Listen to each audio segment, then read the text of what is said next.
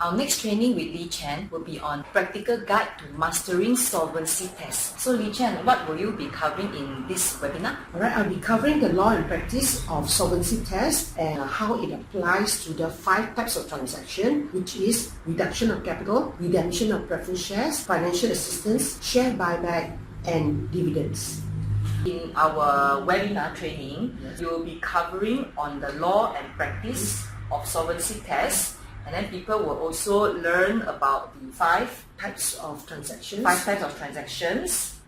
Do the solvency statement as well as the declaration of solvency. And also the filing deadlines, right? Yes, that's right. Why is it important for people to learn about this solvency test? It is important because of the capital maintenance rule. Previously, it is very strict under the Companies Act 1965 that companies must maintain this capital in order to protect creditors. But now they are liberalizing it under the Companies Act 2016, where they are empowering directors so that directors will have this responsibility to ensure that the company is solvent when it carries out either the reduction of capital, redemption of preference shares, financial assistance, share buyback, and dividend, in order to make sure that creditors are still protected. So you are saying the old Companies Act is very stringent. Correct. With the new Companies Act, is very liberal, means the director has more power.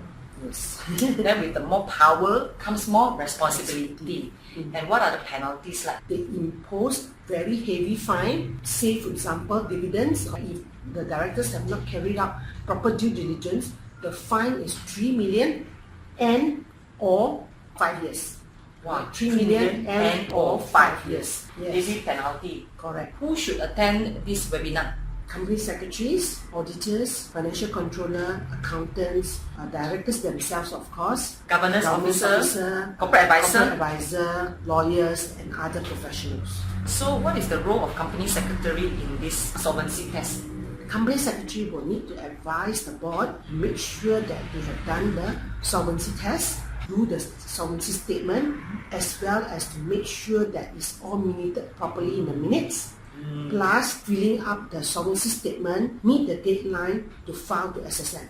The accountants, auditors and financial controllers, what are their role? They will be the ones coming in to fill in the financial information so that the directors get accurate financial information to make sure that the company is solvent either at the time when they make the declaration or like dividends after payment of the dividend, share buyback that the company is still solvent 6 months later, and for dividend the company is also still solvent and able to pay its debts within 12 months.